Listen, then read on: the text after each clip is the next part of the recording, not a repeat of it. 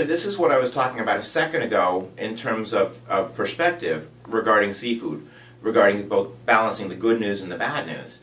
The FDA for a while had recommended that pregnant women limit some of the seafood that they eat because of risk of mercury, because of risk of whatever it is, for the reasons that they saw there. But as they've looked at broader trends and as they've looked at the advantages of the nutritious seafood that people could consume, they just recently, I think it was within the last 3 weeks, they changed their recommendation from recommending that pregnant women avoid seafood or limit seafood consumption during their pregnancy to saying that they strongly recommend that they do eat seafood during pregnancy.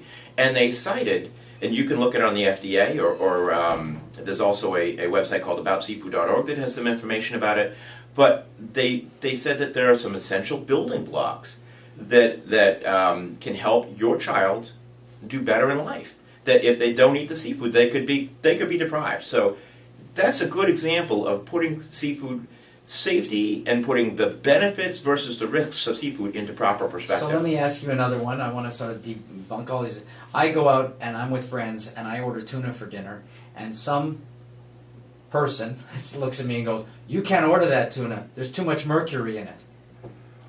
Yeah, well, how much tuna do I have to eat before mercury is an issue?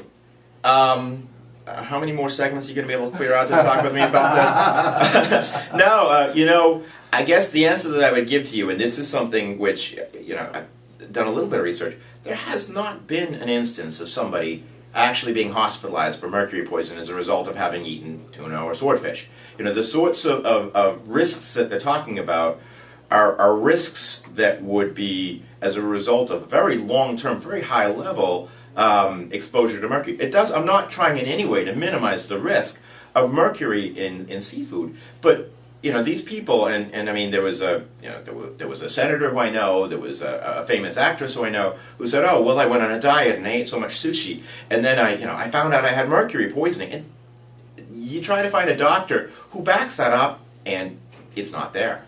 It's not there. The only time I got mercury poison, I dropped one of those new energy efficient light bulbs.